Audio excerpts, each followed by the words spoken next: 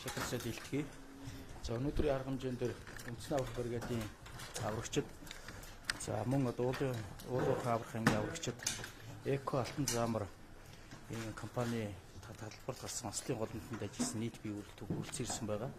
За энэ дотроос өнөөдөр үндэсний аврах бригадаас Арган гамгийн Үгийн нуурсан дээр усны сургууль зохион байгуулж байгаа. За тэнд 5 албаагчмаар дадлаг сургуультанд оролцохоор явсан. За мөн оюу толгой компани дээр талдуурхан аврах ажиллагааны сургалт байгаа. Тэнд тодорхой тооны албаагчд оролцохоор явсан байгаа. Нийтдээ 18 албаагч хүрэлцэн ирснийг танд илтгэж байна. За эдгээр албаагчид маань бол яг услын талбарт эрдлийн ажиллагаа зохион байгуулахад гар бие оролцсон. За дээр нь одоо усны шумбалтыг зохион байгуулсан албаагчид маань бүгд хүрэлцэн ирсэн байж байгаа. Төвчгөнд ирсэн албаагчдад танилцуулахад танилцуулж баслаа. Ус нь нөгөө шумбагч энэ зураг байна. Тэгээ за манай бүрэн арчигаад шумбагч манай эхний одоо эрдлийн ажиллагаан дээр оролцож одоо осолцсон хүнийг гаргаж ирсэн албаагчд байж байгаа. Бусад албаагч нар бүхэлдээ одоо энэ эрдлийн ажиллагааг зохион байгуулж ажилласан. За дээр нь одоо уулуурхан салбарт гарсан осол учраас манай уулуурхан аврах ангийн аврагчд бол ажилласан байна. За манай бие үйлдэл уулуурхан ангийн босолттой уулуурхаа. Эцэн чиг үүрэг бол одоо Монгол улс тохиолдох ил болон далд уурхаа дээр гарсан осол дээр бол үүрэг гүйцэтгэх юм чиг үүрэгтэй албаагчд байгаа. За ингээд бүхэлдээ бол одоо эрдлийн ажиллагааг бол энд ирсэн албаагчдууд хамтарч зохион байгуулж ажилласан гэдгийг хэлье.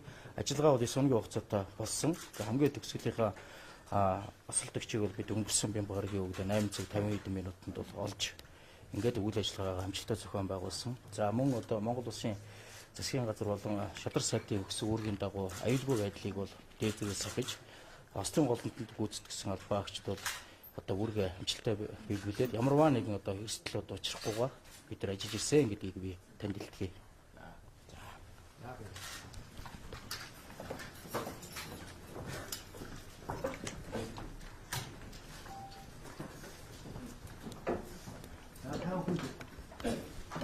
Энэ өдрийн мэндийг дэвшүүлье. Баяр хүргэе та бүхэнд. Та бүхэн сайн ажиллаа. Өргөсөн тангарахтаа үнэнч байлаа. Нэр төртэй ажил үүргээ гүйцэтгэлээ. Тийм учраас үлгэр жишээ боллоо. Ер нь одоо онцгой байдлын албаны албан хаагчид яаж ажиллах ёстой юм гэдгийн үлгэр жишээ боллоо. Ер нь манай онцгой байдлын албаны албан хаагчид аврагчид сайн ажиллаж байгаа. Маш сайн ажиллаж байгаа. Хамгийн хүнд нөхцөл та бүхэн хамгийн түрүүнд явдаг. Гал ус, зод турхан, ган гачиг, өвчин тахал, газар хөдөл, салхи шуурга, за тэгээд иргэд төөрхөж та бүхэн явж идэг. Үүргээ сайн гүйцэтгэдэг. Тийм учраас ийм гавьяатай хүмүүс учраас энэ байгууллагын нэр хүнд ард түмний дотор олон түмний дотор их өндөр байгаа. Төрийн байгууллагууд бол шүүмжлэгдэж байгаа. Харин манай онцгой байдлын албаны албан хаагчид түүний төр аврагчдын нэр хүнд бол өндөр байгаа. Энэ нэр төрөө энэ төвшөнд нь хадгалж яваарай гэж хэлэх гэж байна юуны төрөнд. За энэ Төв аймгийн Заамар сумын нутагт болсон ослын үед энэ бол 2 дугаар сарын 28-нд болсон. Тийм ээ 28-нд болсон.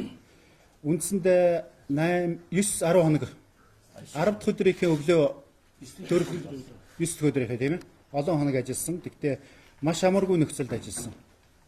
Би очиж үзсэн яг газар дээр нь тэр аврах 90 хайх ажиллагаа яаж явж байгаа, ямар нөхцөлд ажиллаж байгаа, та бүхэн хэрхэн одоо яаж үүргээ гүйцэтгэж байгааг би газар дээр нь очиж үзсэн. Үнэхээр хүнд нөхцөлд ажиллаж байсан. Мөсөн доогуур тэр усанд л одоо ажиллаж байсан. Бас мөн хан нурах ийм их өндөр эрсдэлтэй байсан. Тэрнээс айлгүйгээр сэргийн хүний өвд өгсөн үүрэг даалгаврыг ямар нэгэн одоо элдв тайлбаргүйгээр шууд одоо гүйцэтгэж байгаа явдал бол үнэхээр миний одоо бахархлыг төрүүлсэн. Зөвхөн удаач биш өмнө ч гэсэн 2017 оны 10 сард Отхон тэнгэр ууланд болсон аюултай одоо эмгэлт явдлын үеэр зодны үеэр их одоо олон газар гарсан түүмрийн үед хангийн үед энэ өвчин тахал гарсан газруудад эрэг бүхэнд бол маш сайн ажиллаж үүргээ биелүүлж ирсэн. Дөнгөж сая би Монгол улсын ерөнхийлөгчтэй энэ тухай танилцуулсан. Ерөнхийлөгч бас та бүхэнд одоо баяр хүргэж байна гэдгийг бол уламжлаарай гэсэн. Ерөнхий сайд мөн одоо та бүхэнд бас одоо баяр хүргэж байна гэдгийг бас надаар дамжуулж уламжилсан. Тэгээд одоо энэ үүргийг сайн гүйцэтгэж байгаа эх орныхоо өмнө хүлээсэн тангарахтаа үнэнч байж үлгэр жишээгээр тэнцэж байгаа та бүхнийг бас одоо шагнуулъя. Та ерөнхийлөгчн дээр ямар байр суурьтай байна гэж сая би асуусан. Ерөнхийлөгч бол эндээс тодорхойлоод оруулаад ирсэн тэр дагуу одоо шийдвэрээ гарганаа. Би бас одоо тийм бодолтой байгаа гэдгийг хэлсэн. Тийм учраас даруйхан одоо надад тэр тодорхойлтыг өнөөдөр байдар би энэ дараа ерөнхийлөгчдөр энэ гардуулж өгнө. За бидэнд бас анхаарах зүйл нэлээд харагдаж байгаа. За юуны түрүүнд энэ хувцас сэргэлийн хувьд таарах хүн байна. Одоо бид нар шинэ техник, машин яг нэлийн авч байгаа. Одоо энэ Беларусь улсаас 72 машин авна тийм ээ. За энэ сайн хэрэг.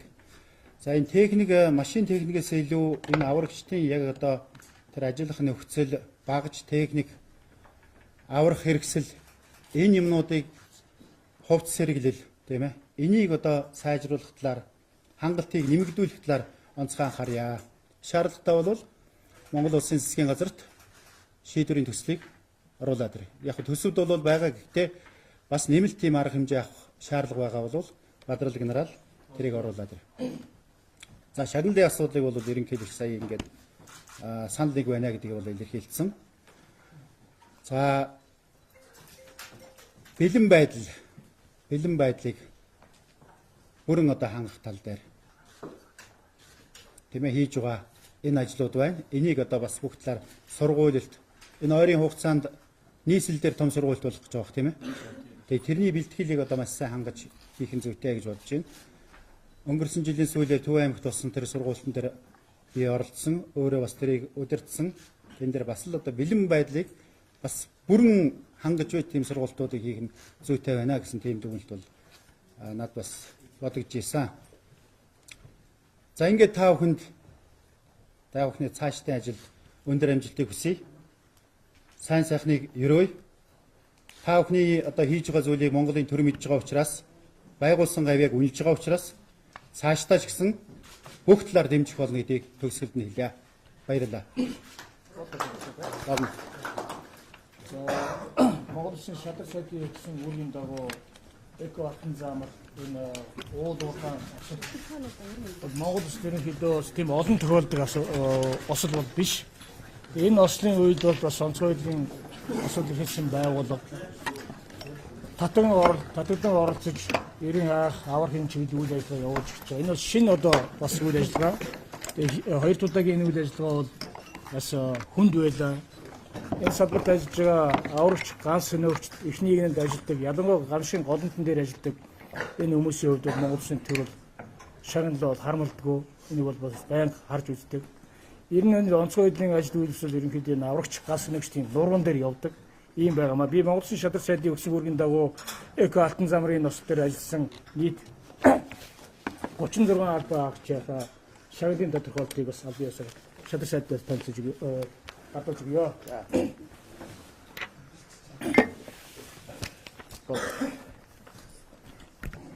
За би ингээд энэ ерөнхийлөгчдөр одоо орж гарч өгнө. За ер нь бол анхаарч байгаа шийдвэрүүд бол гарч байгаа. Энэ 2019 он гэхэд шинээр авсан арга хэмжээ бол Монгол Улсын засгийн газраас 3 төрлийн нэмэгдэл бий болсон байгаа тийм. Шинэ хуулийн дагуу. Онцгой нөхцөлийн нэмэгдэл 25% байгаа байлаа. 20% байгаа. Мэргэжлийн зэргийн нэмэгдэл байгаа. Бас мөн одоо онцгой гавьяа байгуулсан шагнал байгаа. За энэ бол хууль гарснаас хойш бас олохдохгүй яваад ирсэн ийм одоо нэмэгдэл шагналууд байгаа.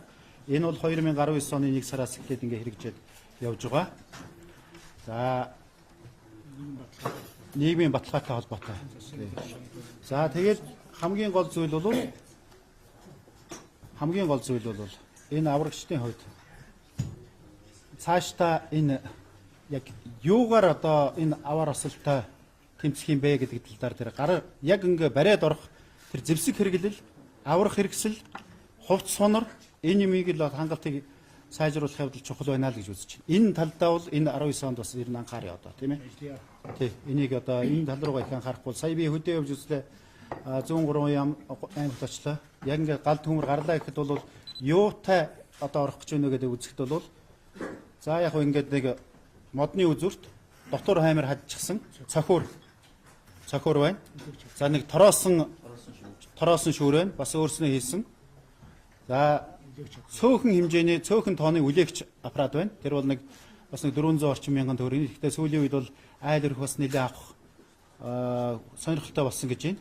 Ягаад гэвэл энэ талын төмөрт айл мал өрх их өртдөг учраас за тэр бол их цөөхөн байна. Тэрийг нэмэгдүүлж өгмөр байна гэж бодлоо. 200 мянгаас 400 мянган төгрөгийн тэр үлээгч аппарат. За бас тэр галыг угтуулж тавьдаг нөгөө цурвдагч. Тэр бол бас цөөхөн тоотой байна. Энэ талын юмнууд дээр илүү их анхаарч хөрөнгө байдаг юм бол тийш нь зарах нь зүйтэй гэж үзэж байгаа. Ер нь бол гамшигаас хамгаалахад Монгол улс цаашдаа хөрөнгө нэг хамгаалж гар татаад авах хэрэггүй гэж үзэж байгаа. Ер нь дэлхийчтэй гэж үзэж байна. $1 зарахад гамшигаас хамгаалахад $1 зарахад $15 гэж өнгөрсөн жил нөгөө нүүбийн хурал дээр улсууд ярьж байсан. $15 одоо хохирлыг гарахаас урьдчилан сэргийлж чадна гэдэг. Тэгэхээр ийм зарчмаар л одоо цаашдаа Монгол улсын төр ажиллах нь зүйтэй гэдгийг бол бие засгийн газрын хурал дээр ерөнхий сайд бол танилцуулж хэлээд байгаа, дэмжиж байгаа. Баярлалаа. Та бүхнээс одоо хэлэх санд байна уу? Яг тэнд ажилласан улсууд бас цаашдаа ингээ үүрэг гүйцэтгэл одоо Монгол улсын төр юу хийгээсэ гэж бодож байна. Тийм одоо тодорхой санал байна уу?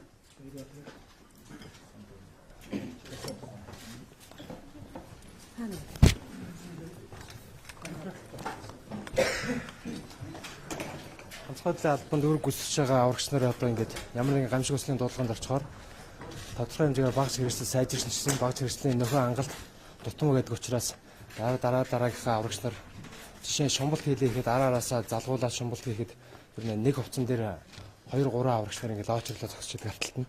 Тийм болохоор одоо гүний шумбалтай хувцс багц хэрэгслийг илүү сайн сайжруулад өгвөл аврагчдын ур чадварч тэр үйл ажиллагаач тэр ер нь илүү сайн болох байхаа гэж бодож байна. Аюулгүй байдал тийм ээ. Тэгээд дээрэс нь одоо ямар нэгэн байдлаар одоо өнөөдрийн байдлаар Аранга аймгийн Өгийн нуур суманд гүний шумбалын дадаг сургалт 20 албаагч оролцож байгаа. Тэн дээр одоо үндэсний авах баригадаас нийтдээ 4 усны гүний багц хэрэгсэл 20 хүн ээлж шуманд гэсэн үг л дээ. 4 комтол явж байгаа. Тэр ард нь одоо ямар нэгэн байдлаар гамшигчлын дуудлага гарлаа гэхэд багц хэрэгсэл хөрөлцөөгүй. Сургалтандаач тэр аврах ажиллагаандаач тэр багц хэрэгслийг сайжруулад өгвөл сайн байгаа. Усны хувцас гэнэ. Газар хөдлөө нуруу гүйцэтгэхэд энд ажиллах багцлыг аврах ажиллагаа. Түүмрээ үед одоо ажиллах хувцас хэрэг. Тэгээд ингээд үнэхээр харагдаж байна л дээ. Ялангуяа усны үний усны хүүтэн усны чомбог тэр нөхцөлд ажиллах тэр хувцас үнэхээр одоо шаардлагатай. Хуучин хувцастай. Тэгээд зарим газраар цоортсон, нөгдсөн тийм л юмнууд сая бол харагдаж байна л тийм ээ. Тийм учраас эхний ээлжинд одоо яг ямар төрлийн хувцас, гунар, аврах хэрэгсэл одоо хэрэгтэй байгаа вэ гэдгийг дээр та жагсаалтаа гаргаад тэгээд засгийн газрын хурал оруулахар над өгч. Засаалтын баа. За баярлалаа.